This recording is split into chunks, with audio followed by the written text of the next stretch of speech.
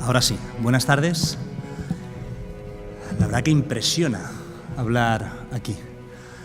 Es la primera vez que tengo la oportunidad de hablar dentro de este espacio tan singular, tan desconocido por muchos toledanos todavía hoy, pero tan magnífico.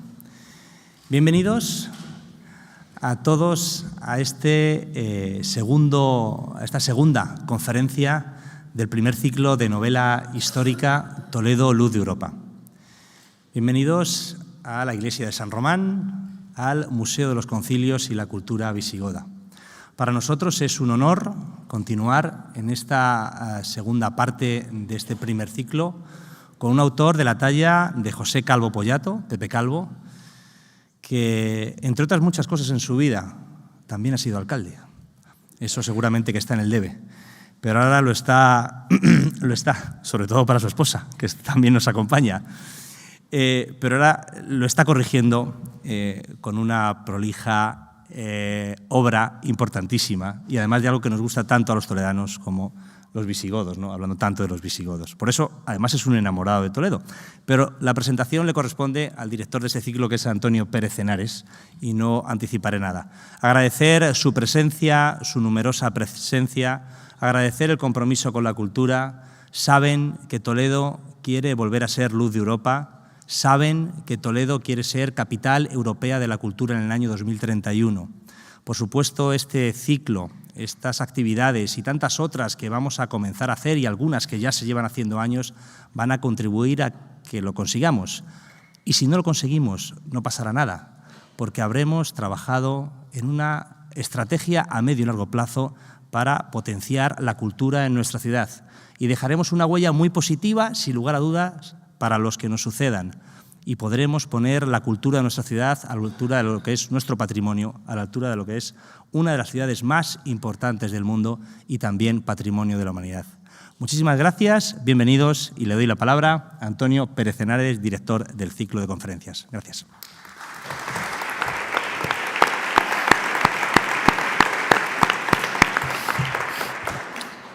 Mira, alcalde, no creemos lo que está pasando. Has apostado por algo que no apuesta casi nadie. Y nos lo hemos creído y cada vez que llegamos ya a Toledo nos lo creemos más. Claro que sí. Claro que vamos a hacer, no nosotros, sino Toledo en sí misma la luz de Europa.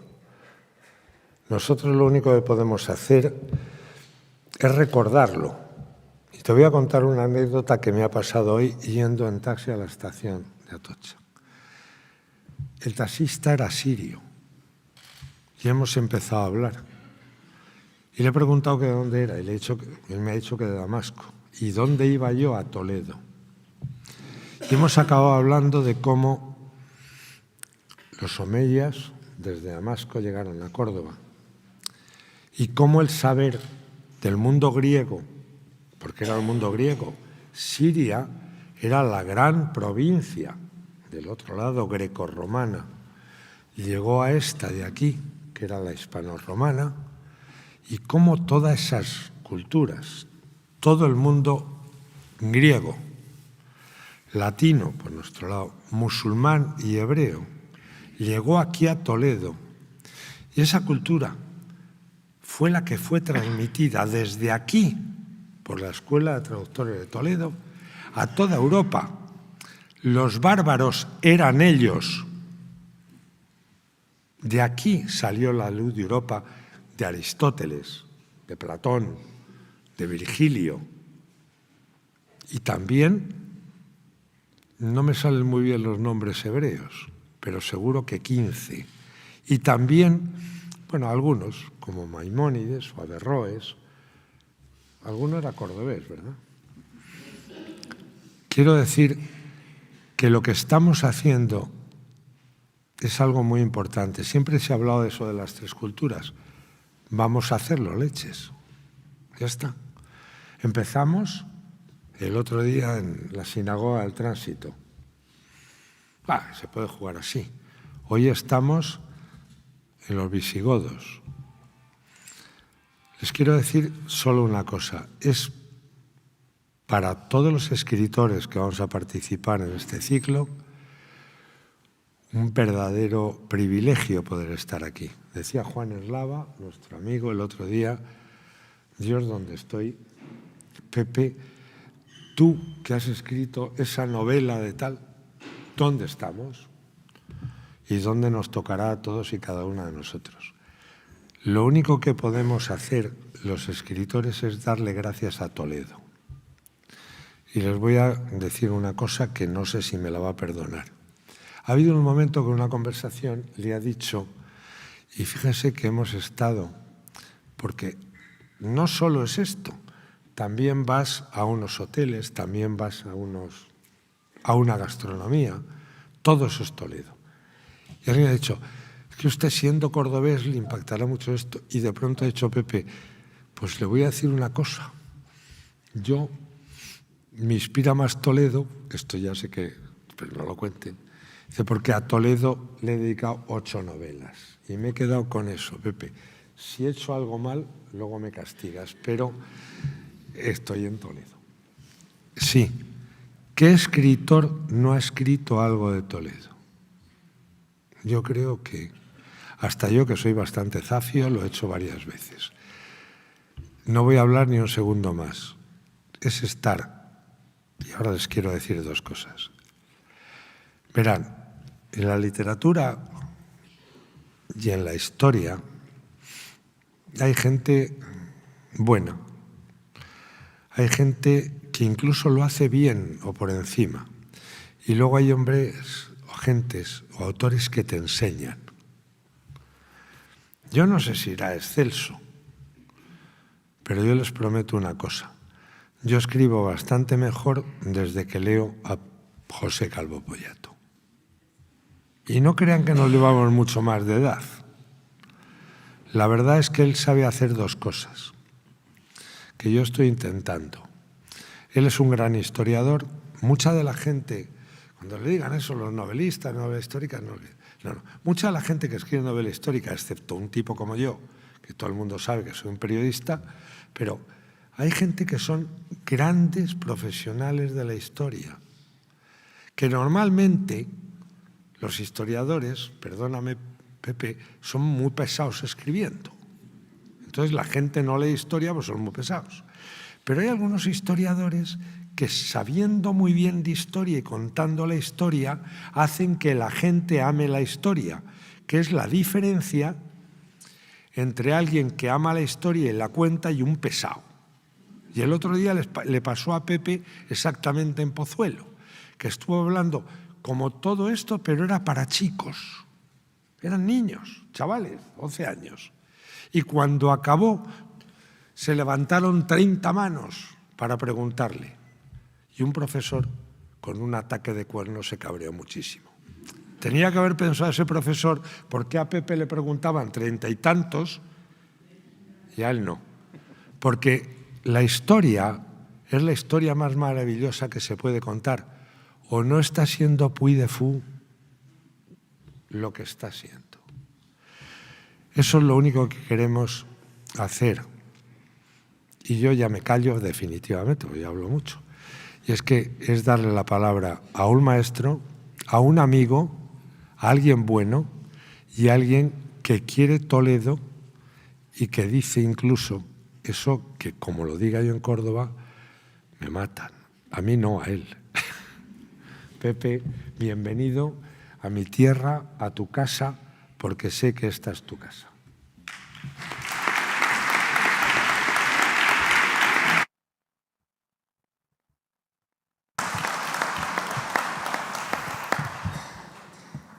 Yo voy a pedirle permiso al señor alcalde para ponerme de pie. No tanto porque siendo un viejo profesor de historia, estoy acostumbrado a dar las clases de pie, sino por respeto a tanta gente como hay de pie y quieren escucharme, ¿no? Creo que debo hacerlo de pie.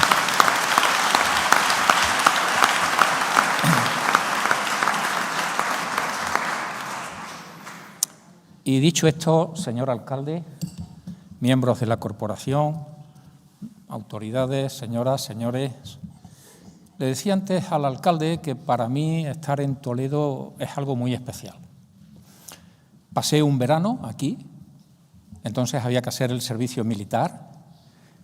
Yo hice una cosa que se llamaba milicias universitarias y tuve que estar en la Academia de Infantería todo un verano, años 70 del siglo pasado.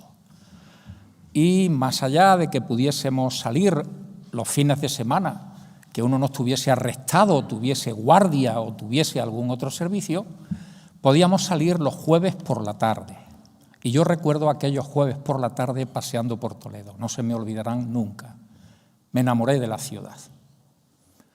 Y por eso, aunque Chani ha exagerado un poco el número, he dedicado algunas novelas ambientadas en Toledo, como La Biblia Negra o este último tesoro visigodo del cual les voy a hablar hoy.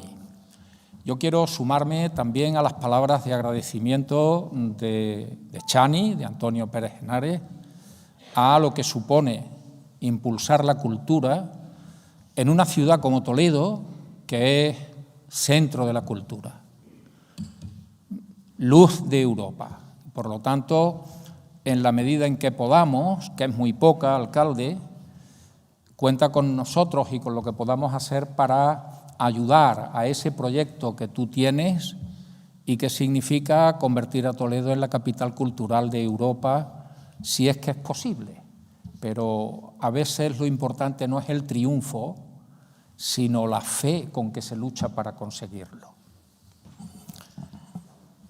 Corría el año 1858. Quien reinaba en España era Isabel II. Y una chica de una localidad próxima a Toledo, Guadamur, aquí está su alcaldesa, había venido a Toledo a examinarse de lo que entonces se llamaba maestra de primeras letras. Se llamaba escolástica. Hizo su examen, era el mes de julio, pleno verano de aquel año de 1858, y en Toledo cayó una tremenda tormenta que levantó riadas, movió tierras, de tal manera que cuando Escolástica, con su padrastro y con su madre, el padrastro se llamaba Francisco Morales y la madre María Díaz, regresaban a Guadamur, que estaba, en aquella época se decía, como a 2 leguas, es decir, 11, 12 kilómetros aproximadamente de Toledo. Cuando regresaban, estando ya muy cerca de su localidad, en un lugar que se conocía como el Pago de Guarrazar, por el arroyo, por el río que regaba aquellas tierras, sintió una necesidad. Se agachó tras unos arbustos, era ya la caída de la tarde, los últimos rayos del sol. Esto entenderán que para un novelista es muy importante. Es la caída de la tarde, hay rayos de sol, etcétera, etcétera. Los historiadores solemos pasar de esas cosas de puntillas, no nos interesan absolutamente para nada, pero para un novelista es algo muy importante. Los últimos rayos del sol están cayendo, después de la tormenta se ha quedado una tarde limpia, despejada. Algo brilló, ella estaba agachada y vio que algo relucía. Aquello que relucía era lo que hoy llamamos la punta de un iceberg. Era una cadena de oro, y como consecuencia de la tormenta que había caído, la tierra que cubría una fosa o unas fosas se había corrido, había dejado una losa encima, y Francisco Morales, María Díaz y Escolástica levantaron la tapa de aquella fosa, y cuál fue su enorme sorpresa. Muchos de los grandes descubrimientos de la humanidad han sido puramente casuales. Ya saben lo que dicen de la penicilina de Fleming, ¿no? Se le cayeron unas gotas sobre una tierra donde había determinados, voy a decir, bichitos, y se dio cuenta de que aquello desencadenó. Pues bien, el descubrimiento de lo que luego iba a conocerse como el tesoro de Guarrazar se produce de una manera inesperada, circunstancialmente. Si no le hubiese dado a Escolástica gana de hacer pis. Quizá lo hubiese encontrado otro, no lo sabemos, porque claro, la tormenta había dejado su huella, evidentemente. Esta familia saca todo lo que hay en aquella fosa y se encuentran con joyas que no saben cómo identificar, pero que le parecen extraordinarias. Son piezas de oro, piedras preciosas engastadas en ellas, y como suele ser habitual en el mundo hispano, guardan silencio. Es decir, no dan parte a las autoridades de lo que han encontrado, del tesoro que ha aparecido, sino que guardan silencio y tratan de sacar el mayor beneficio posible de lo que han encontrado. Vuelvo a repetir que no saben qué es aquello, aunque empiezan a pensar que en aquel pago en Guadamur corría el rumor, la tradición, si quiere, la leyenda de que aquello había sido un sitio donde hubo un cementerio de musulmán, un cementerio de moros. Bueno, pues adjudicarle aquellas piezas a los moros había nada más que un paso, ¿no?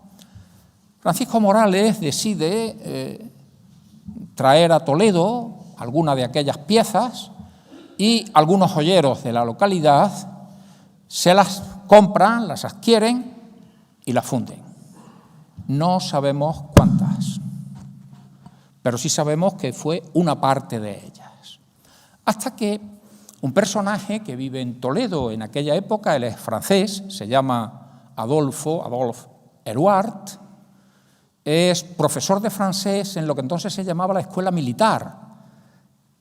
Era el centro donde se preparaban los cadetes, digamos que sería como una especie de antecedente de lo que más tarde sería la academia de infantería, ¿no? Daban sus clases en el Hospital de la Santa Cruz y Hérouard, que tiene alguna relación con Morales, con el padre de Escolástica, porque es un hombre aficionado a las antigüedades, a buscar algunas piezas y tal, por eso ha establecido una relación, se entera de que, en fin, Morales tiene un tesoro. Entra en contacto Hérouard con un joyero que en aquel momento vive en Toledo. Me estoy refiriendo a José Navarro. José Navarro vivía en una casa en la ribera del Tajo, una casa sobre la que, en fin, corría una leyenda. No es exactamente, en fin, una casa misteriosa, pero sí corría una leyenda porque Navarro había hecho la corona que había servido para el acto de coronación de Isabel II. El hombre, además, había invertido lo que podíamos llamar sus ahorros de toda una vida trabajando como joyero para tener el material necesario para confeccionar aquella corona y, bueno, el Estado pagó mal y tarde, sobre todo tarde. Tardaron 5 años en pagarle. El pobre Navarro pasó determinados apuros, determinadas circunstancias, porque había invertido su capital en poder elaborar, en poder confeccionar aquella corona, que terminaron pagándole, pero vuelvo a repetir que tardaron la friolera de 5 años en poder pagarle. Estaba aquí avecindado en Toledo, con él entra en contacto Hérouard y deciden hacerse con las piezas que a Morales le quedan. Vuelvo a repetir, no sabemos qué fue a parar al crisol de lo que habían encontrado. Pero bueno, se salvaron algunas coronas, no se sabía muy bien qué eran en aquel momento, se salvaron algunas cruces. A mí en Guadamur incluso me hablaron que hasta bien entrado el siglo XX había una pieza que era como una especie de cetro real, que también desapareció en su momento. Adquieren aquello y la decisión de Hérouard y de Navarro es que el Estado español se muestra poco interesado, que es mal pagador. Navarro tenía una mala experiencia de lo que había supuesto la corona y toman la decisión de sacar las piezas de España y llevarlas a Francia.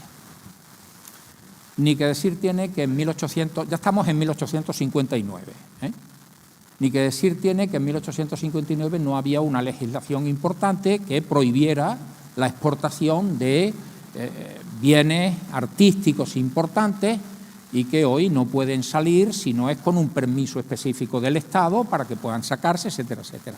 En España en aquel momento no hay una legislación que pueda... Esto es importante que no hubiese esa legislación y ahora después les diré por qué.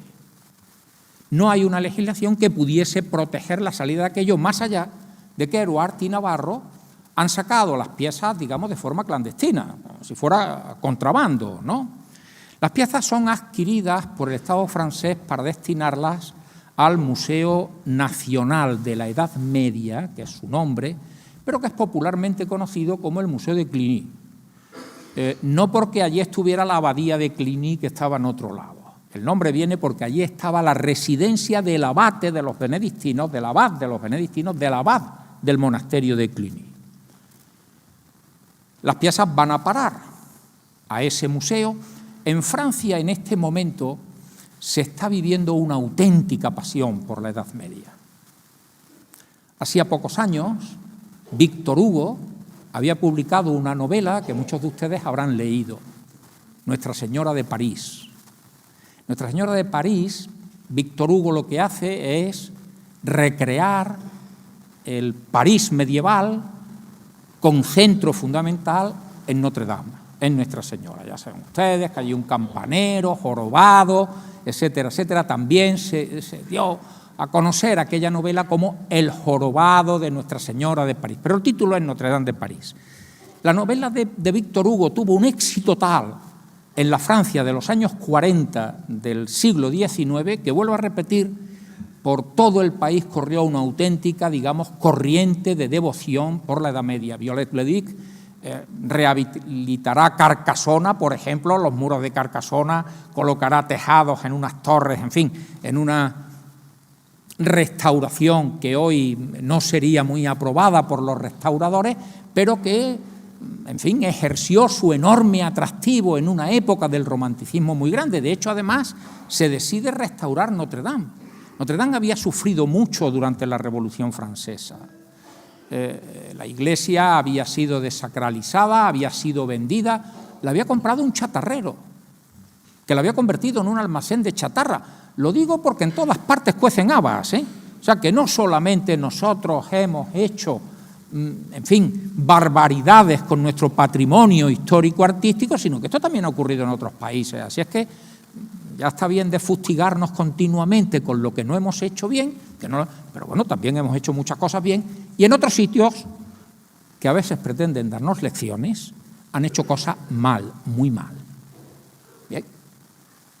Tan mal como que todos los reyes de la fachada de Notre Dame, que representaban a los reyes de Judá, los revolucionarios franceses les cortaron la cabeza a todos porque pensaban que eran reyes de la dinastía francesa y ya le habían cortado la cabeza que en aquel momento era rey, ¿no? O sea que se cometieron barbaridades de este tipo. Pero vuelvo a repetir, eso había ocurrido en los últimos años del siglo XVIII, en los comienzos del siglo XIX, pero a mediados del XIX en Francia está enamorada de su Edad Media. Por lo tanto, la llegada de las coronas, que empieza a pensarse que eran coronas que a los monarcas visigodos o que personas importantes de la sociedad visigoda ofrecían, se pensaba que en cumplimiento de un voto, de ahí el nombre de votivas, de un voto o promesa, ofrecían la corona como ofrenda, como regalo a una determinada iglesia, ¿no? La prensa francesa se hace eco de esas piezas. Es muy poco lo que se sabía del arte visigodo que no sea arquitectura, arte visigodo, orfebrería, piezas de orfebrería, se habían encontrado algunas fíbulas, algunas piezas menores, pero allí de pronto aparecían piezas verdaderamente extraordinarias de las que hasta aquel momento no se había tenido noticia. Y a través de lo que publica la prensa francesa en ese año de 1859, es como se tiene conocimiento en España, más allá de lo que sabían los vecinos de Guadamur, ahora después volveremos a Guadamur de nuevo, más allá de lo que sabían los vecinos de Guadamur o más allá de lo que sabían los joyeros toledanos que habían fundido las piezas que Morales les había vendido, ¿no? Aquí se levantó una polvareda. Grandes periódicos de la época, como La Discusión, como La Iberia, por ejemplo, empezaron a decir que qué estaba ocurriendo, que cómo era posible que esas piezas verdaderamente. Algunos historiadores franceses ponían en cuestión que eso fuera visigodo, porque los franceses negaban la posibilidad de que aquí se pudiese trabajar con esmalte, con la calidad que había. Eso era cosa suya y no podía, en fin, salir fuera de sus límites. Se ponían ciertas dudas, algunos académicos españoles responden, pero a mí lo que me interesa transmitirles en este momento es la polvareda que se levanta ante unas piezas de una época histórica importante de la que se tenían conocimientos muy limitados que estuvieran en un país extranjero.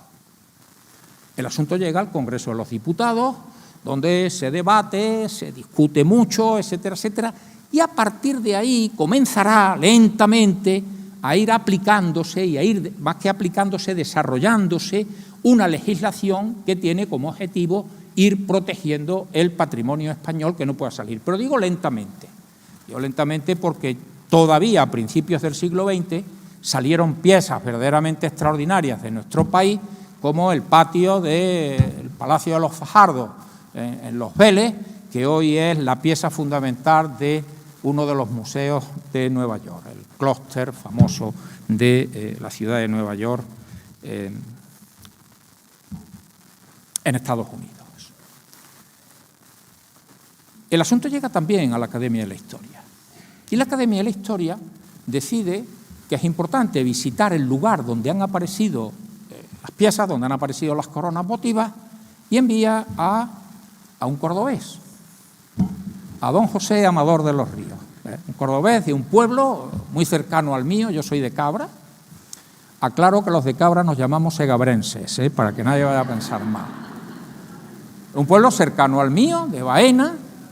José Amador de los Ríos es el encargado de acudir a Guadamur y dirigir un proceso de excavación. ¿Pero qué había pasado en Guadamur en todo este tiempo? Estamos hablando de que en el verano, en julio del año 58, se produce circunstancialmente el descubrimiento del tesoro, y estamos hablando ya de bien avanzado el año 59, que es cuando la prensa española se ha hecho eco de lo que dice la prensa francesa sobre las adquisiciones que ha hecho el Estado francés y destinado al Museo de Cluny. Allí había aparecido otra fosa al lado de la anterior. Quizá los nervios, la precipitación, en el caso de Morales, de su hija y de Díaz, no vieron que había otra fosa próxima que sí es descubierta por otro vecino de la localidad que se llama Diego de la Cruz. Diego de la Cruz descubre prácticamente otra fosa que hemos de suponer es de dimensiones parecidas a la primera y que debería conservar piezas también parecidas a las que Morales había encontrado. Lo que ha hecho Diego de la Cruz ha sido algo parecido a lo que había hecho Morales, es decir, mantener oculto el descubrimiento, no dar parte a las autoridades y coger algunas de esas piezas, traerlas a Toledo, algunos joyeros toledanos, venderlas, negociar con ellos, y presumiblemente tuvieron el mismo destino, fueron fundidas como había ocurrido en el caso anterior con las piezas traídas por Morales. Pero llega un momento en que eso Diego de la Cruz lo para. Ahí hay una historia muy complicada que yo no me voy a entretener en detallársela, y decide regalarle a la reina algunas de las piezas que le quedan. Y estas piezas estas no salieron al extranjero, se le regalan a Isabel II, que las destina a la armería, al Museo de la Armería del Palacio Real, ¿no?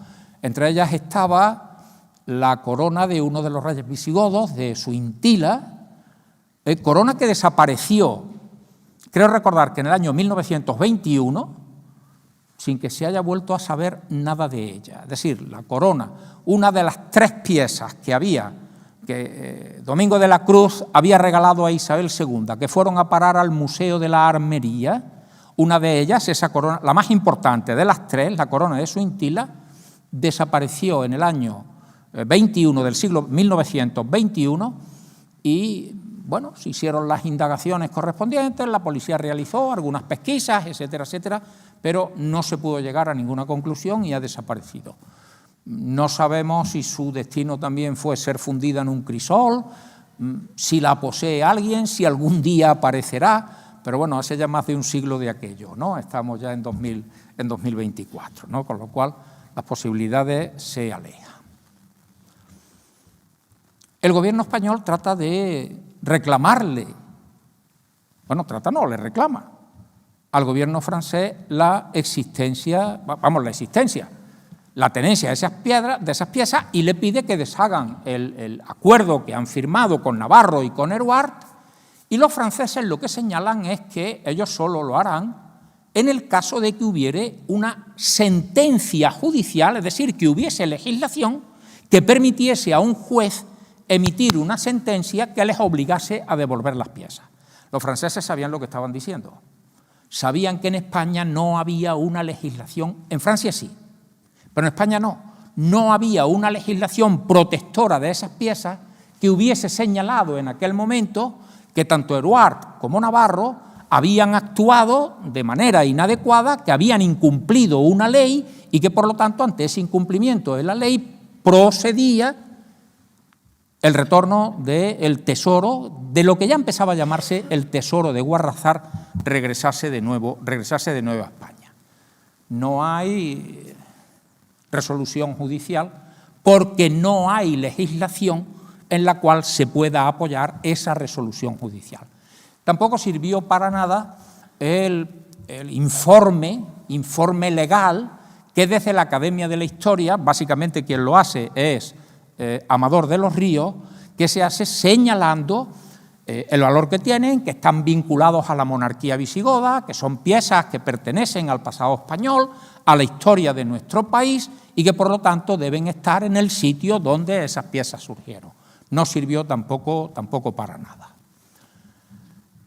Sin embargo, hoy, si ustedes van al Museo Arqueológico Nacional, pueden ver que en ese museo existen o hay 6 coronas. Aquí pueden ver las reproducciones de esas 6 coronas. Una de ellas es una pieza, verdaderamente una joya de nuestro patrimonio histórico-artístico, que es la corona de Recesvinto, ¿no?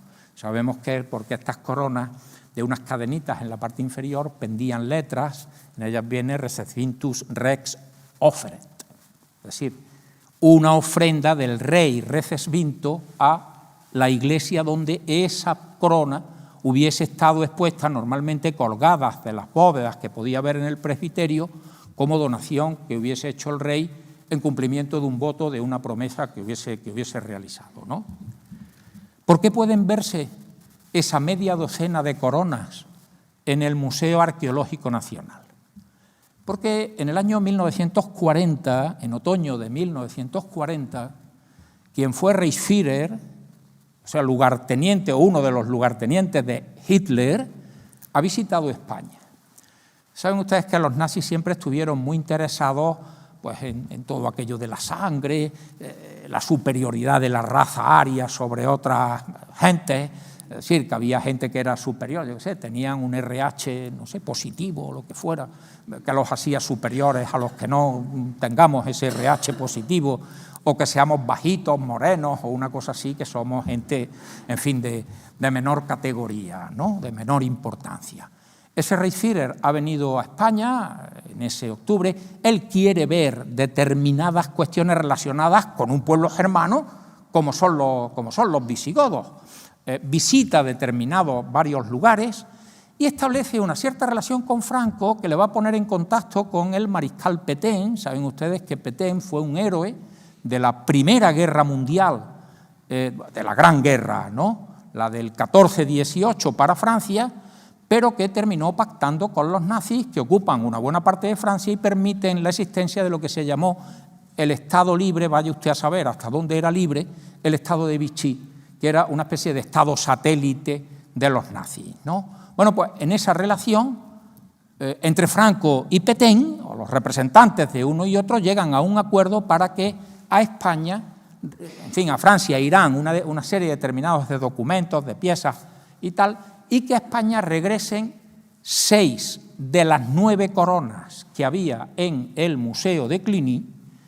Viene también la Dama de Elche, en ese acuerdo. La Dama de Elche había sido comprada por los franceses también, a finales del siglo XIX, o sea, después de lo del tesoro, desde el punto de vista cronológico, después del tesoro de Guarrasar. Eso regresa a España y hoy se encuentran en el Museo Arqueológico Nacional. Sé que se levantaron ciertas polémicas en torno al papel que el Reichsführer Himmler había hecho en torno a esto.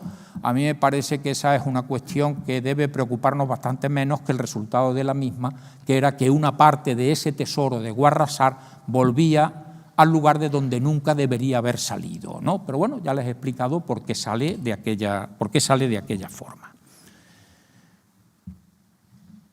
Y ahora viene la pregunta: ¿por qué estaba eso allí? ¿Por qué estaban esas piezas, esas coronas votivas, esas cruces, supuestamente también ese cetro? ¿Qué hacían en aquellas fosas? ¿Quién las había colocado? ¿De dónde procedían? Durante muchísimo tiempo, lo que se pensó, y hoy yo creo que se debe seguir pensando, es que aquellas piezas fueron ocultadas probablemente por algunos clérigos que, ante el anuncio de que se ha producido la llegada de los musulmanes, la invasión musulmana, el grave descalabro que el ejército visigodo ha sufrido en la batalla de la Janda, la que se ha llamado también, parece que equivocadamente, batalla del Guadalete, ha sufrido una gravísima derrota. Parece ser que el rey, aunque su cadáver nunca se encontró, el último rey visigodo, Rodrigo, ha muerto.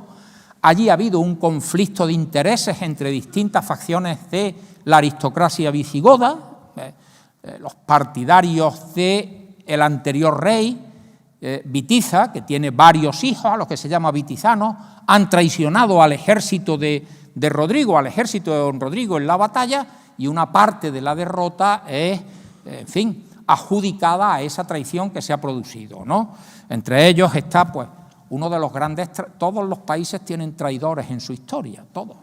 Algunos luego se reivindican, Lo digo... Miren, lo digo por Magallanes. Magallanes ha sido el gran traidor en la historiografía portuguesa. Hasta que hace 5 años lo reivindicó Portugal, diciendo que la primera vuelta al mundo la habían dado los portugueses. Pero bueno, aquí cada cual puede decir lo que quiera, ¿no? Nosotros tenemos 2 grandes traidores de libro. Uno es don Opas, es decir, el obispo que traiciona a don Rodríguez, y el otro es Bellido Dolfos, el que apuñala a Sancho II en los muros de Zamora. Bueno, pues cuando vayan a Zamora verán la puerta donde apuñalaron a Sancho II, y hoy Bellido Dolfos es un luchador por la libertad. Está puesto allí, O sea que no estoy yo la última vez que lo vi me quedé sorprendido, ¿no?, de lo que estaba viendo. A Toledo tuvo que llegar la noticia del desastre militar del ejército visigodo, que apenas puede ofrecer resistencia. Sabemos que restos de ese ejército trataron de presentar batalla en Astigi, lo que hoy es Écija, que algunos subieron por Extremadura y volvieron a luchar allí en Segoyuela, sin poder detener el avance de los musulmanes. Y yo lo que pienso es que en Toledo, que era la urbs regia, es decir, la ciudad de los reyes, la ciudad real, la capital de la monarquía visigoda y donde tenían lugar los grandes acontecimientos del reino. Yo creo que tienen ustedes que reivindicar mucho más el papel de Toledo en el mundo visigodo por la enorme importancia que tiene. Aquí se celebraron aquellos concilios que no eran concilios de carácter exclusivamente religioso. Además de los clérigos más importantes del reino. Por cierto, venía el obispo de Cabra.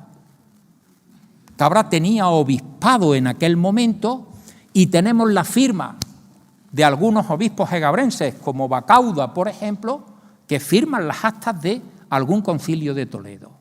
Pero además de esos clérigos importantes del reino, están también los grandes personajes del mundo seglar, los grandes gobernantes, los responsables del gobierno de las provincias, de los distintos territorios, los duques, condes, en las zonas fronterizas militares. Y en esos concilios no solamente se toman decisiones de tipo religioso, que son muy importantes, sino que se toman decisiones importantísimas de tipo político para la gobernación del reino. ¿Dónde? En principio tenemos como mínimo 2 basílicas importantes de la época, la de Santa Leocadia y la de los Santos Apóstoles, San Pedro y San Pablo. Eran piezas, las que se encontraron en Guarrazar, procedentes de esas basílicas. La interpretación tradicional señalaba que sí, que aquí era donde estaban las grandes ofrendas que los reyes podían hacer a las grandes iglesias del reino, en la capital del reino. Las piezas son extraordinariamente valiosas, es decir, no estamos hablando de cualquier cosa. Ofrecer una de aquellas coronas, una de aquellas cruces, no estaba al alcance del bolsillo de cualquiera, sino que habían de ser de gente económicamente muy poderosa y con financiación suficiente para poder donar una corona de ese tipo. Se trasladaron, se descolgaron de estas basílicas y se llevaron a Guadamur para no dejarlas en Toledo, que era uno de los objetivos, evidentemente, que tienen los musulmanes, es decir, el avance es ir a por la capital del reino. La caída de la capital del reino significaba la caída del reino prácticamente. Lo que podían quedar eran núcleos de resistencia aislados en algunos sitios. Pero si caía la capital, la invasión estaba hecha. Pero ahora bien, ¿por qué esconden aquello? Y no se lo llevan. Alguien podía haber cogido aquellas coronas y si hay que huir de Toledo y de toda la zona, me las llevo conmigo. Normalmente, cuando se oculta una cosa en un sitio, es porque se piensa volver. ¿Qué idea? Esto nos lleva a los historiadores a plantearnos qué idea había en aquel momento sobre la invasión musulmana. Había temor, por eso se ocultan las cosas. Temor a que aquello desapareciese, que hubiese un saqueo, etcétera, etcétera. Pero parece ser que había voluntad de regresar. Por eso se ocultan, porque lo que se oculta es lo que se piensa volver a recuperar pasado un determinado tiempo. Existía la creencia, y esto es una pregunta, de que los musulmanes simplemente habían cruzado el estrecho en una operación llamados por una de esas facciones visigodas que se enfrentaban al rey Rodrigo y que una vez cumplido su deber con esos que habían pactado con ellos, derecho a saqueo, cobrar un tributo, cobrar un dinero por la colaboración que prestaban a esa facción y que luego se retirarían, pues quien lo oculta probablemente pensara que aquello era una cuestión temporal y que se iba a producir un retorno. La cuestión temporal duró 8 siglos. Lo ocultaron también, que ese ocultamiento debió producirse en el 712, en el 713, conforme va avanzando el ejército musulmán sobre la península, en una de esas fechas. Pues estuvo oculto más de 1000 años. O sea que guardarlo se guardó bien. Esa procedencia de las grandes basílicas toledanas fue lo que alimentó, porque se pensaba que Guadamur era un lugar pequeño, un lugar que por lo tanto no poseía ningún tipo de construcción, no poseía ningún tipo de iglesia a la que se le hubiesen hecho donaciones tan valiosas como suponían las coronas que se habían descubierto. Sin embargo, en los últimos años se han ido realizando excavaciones y ha parecido que en Guadamur hay una estructura que colapsó en su momento, muy importante, y que hoy se entiende que fue un complejo de tipo religioso palatino. Es decir, un lugar donde quizá los reyes que vivían en Toledo, en verano, podían ir a Guadamur y allí tenían su propio templo, su propia iglesia. Hicieron sus ofrendas esos reyes a esa iglesia que había allí.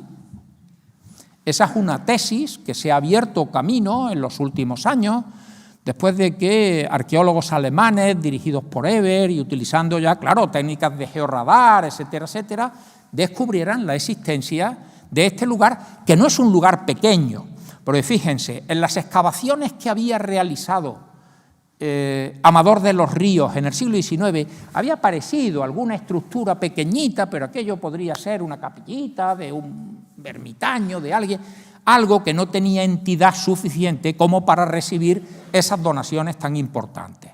Sin embargo, la posible existencia de ese complejo, la existencia de las ruinas no es posible, está allí. La posible existencia de ese complejo palatino religioso sí ha llevado a establecer la posibilidad de que las piezas que se ocultan en el pago de Guarrazar tuviesen esa procedencia. Yo no soy arqueólogo y, por lo tanto, soy incapaz de decir, no, mire, esto procedía de las basílicas toledanas de Santa Eulalia o de los santos apóstoles, o esto procede de allí.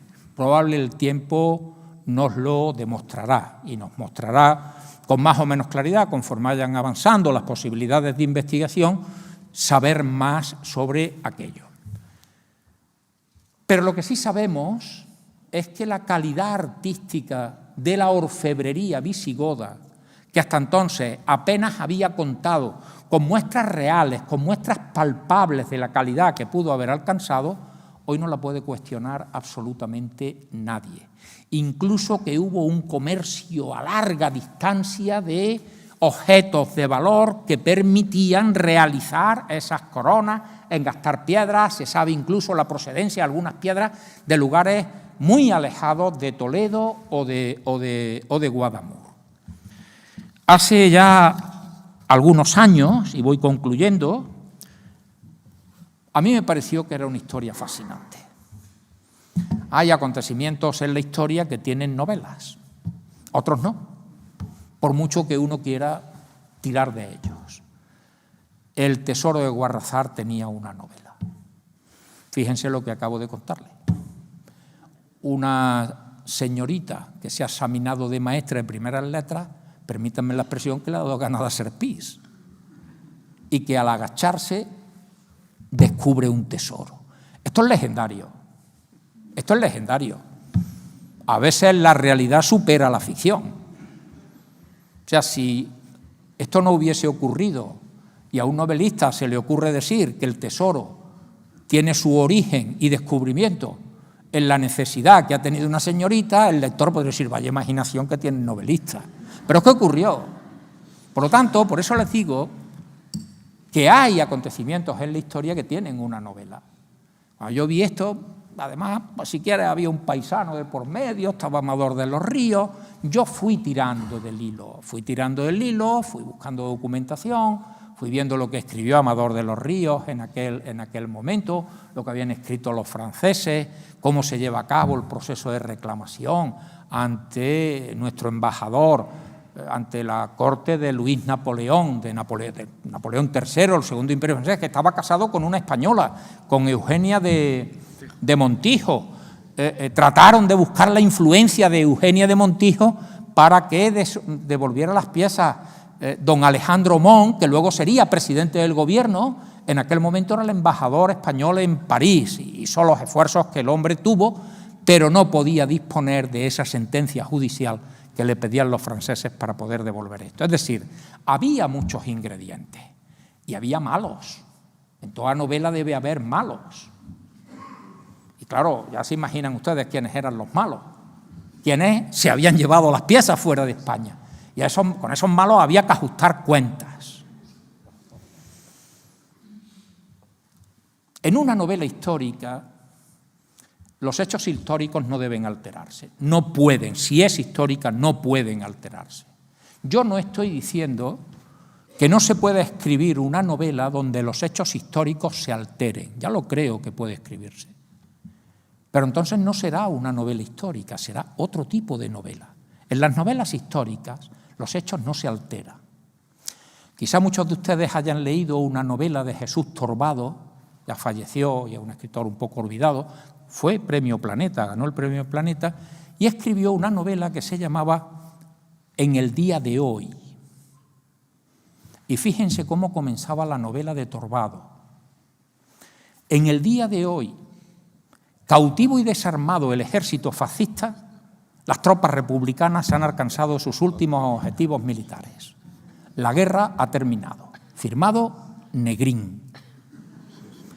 Y Torbado contaba qué hubiese pasado si el ejército de la República gana la guerra civil. Eso es lo que contaba Torbado en su novela. Eso no es una novela histórica.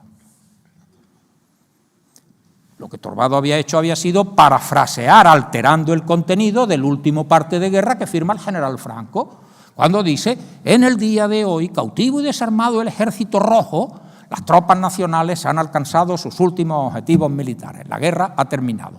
Ha hecho al revés. En una novela histórica hay que respetar los hechos históricos. Ahora bien, como es una novela, se admiten elementos de ficción que no alteren los hechos históricos. Por lo tanto, yo decidí que había que incluir personajes en esta novela, en el último tesoro visigodo, pues como el inspector Collantes. Nunca existió un inspector Collantes, pero Collantes va a ir buscando cosas para ver qué puede sacar en claro de todo esto. Ni hay un inspector Amézaga que colabora con Collantes, pero es el que va a ayudarle, ni se va a instalar en la Posada de la Sangre, que por cierto existía. La Posada de la Sangre existió aquí en Toledo, bajando los escalones del Arco de la Sangre que hay en la plaza de Socodover, estaba a mano derecha. Si uno baja a mano izquierda se encuentra con el Museo de Santa Cruz, ¿no? Bueno, uno tiene que patearse el sitio, etcétera, etcétera. Por cierto, yo estuve en Guadamur, yo quería ver el lugar, yo quería ver Guarrazar, porque normalmente siempre que podemos los escritores hacemos eso, ver los sitios. Los sitios hablan mucho, cosa que no te habla Internet, ni los papeles, es decir, los sitios, ver. Estuve en Guadamur, entré en un bar, la gente me miraba, pues yo era un forastero, este tipo que querrá aquí. Pedí un café, se me acercó, ¿y usted? Y yo le pregunté, claro, hay un museo en Guadamur, el Museo de las Piezas Votivas de Guadamur. Y dije, mire usted, yo sabía dónde estaba, pero claro, le pregunté al del partido, mire usted, ¿dónde está el museo este que he venido, quiero verlo y tal? Ah, pues mire usted en tal sitio, usted. Yo no, mire usted, yo es que soy escritor y que... Ya todo el mundo quería darme información, ya todo el mundo me contaba cosas y ya todo el mundo hablar con el escritor. Me contaron, por ejemplo, que eso yo no lo había visto en ningún sitio, en ninguno de las cosas que había leído. Hablé con una persona, con Alonso Revenga, que él ha dirigido una serie de jornadas visigóticas en Guadamur, estuve hablando con él, me dio información, todo muy amable. No sabía cuál había sido el examen que Escolástica había hecho para ser maestra de primeras letras. Y allí me lo dijeron. Bordar un pañuelo. Incluso alguna persona me dijo haber visto ese pañuelo. Y allí fue donde me hablaron que hubo un cetro que conservó una persona hasta los momentos de la Guerra Civil del 36-39, ¿no? Es decir, ir a los sitios tiene su interés para el escritor, si uno quiere documentarse bien y quiere, en fin, hacer una obra que siendo novela, que siendo elementos de ficción, pues responda en buena medida a el desarrollo de los acontecimientos. Termino. Esto era lo que yo quería contarles, ponerles en relación con ese tesoro de Guarrazar. Ese tesoro, una parte importante se perdió por la actuación de quienes lo habían descubierto, por la actuación de unos joyeros que no fueron capaces de ver en aquel momento la importancia de lo que tenían en sus manos, que una parte se salvó y fue al extranjero, otra parte fue al Palacio Real, a la armería del Palacio Real, que una parte de esa parte que fue al extranjero terminó regresando a España y que pone de manifiesto la enorme importancia que estas tierras, que Toledo y sus tierras de alrededor tuvieron en el mundo visigodo, que no en balde fue la urbs regia, la capital de aquella monarquía que por primera vez, afectando si no a la totalidad de la península, a la inmensa mayoría de la península ibérica bajo el poder de un monarca. Es decir, estamos hablando, hubo estados anteriores, el estado tartesio, por ejemplo, la asistencia. España fue una provincia muy importante en Roma, pero era parte de una entidad mayor, que era el Imperio Romano. La primera vez que hay lo que podríamos llamar un estado hispano, un estado español. Su capital era Toledo, sus reyes los visigodos. Y creo que deben, con legítimo orgullo, sentirse contentos de ser vecinos de esa ciudad. Esta mañana me preguntaban en una emisora, ¿qué piensa usted de Toledo? Y lo que le dije fue, mire, de Toledo no solo deben sentirse orgullosos los toledanos, debemos sentirnos orgullosos todos los españoles, porque aquí hay mucha de nuestra historia común. Muchísimas gracias.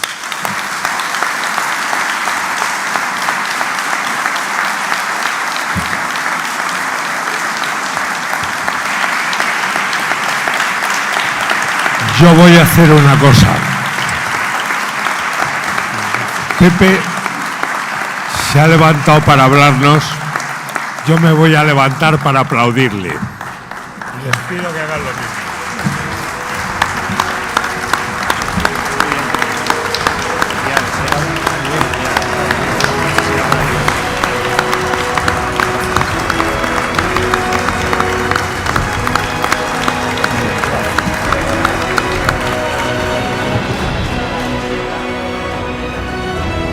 Novelas del autor, gracias también a la colaboración de los libreros de la ciudad de Toledo que colaboran con este ciclo, y estará encantado durante unos momentos de poder firmar ejemplares. Gracias. ¿En qué alcalde tenemos los escritores? Yo traigo, sí.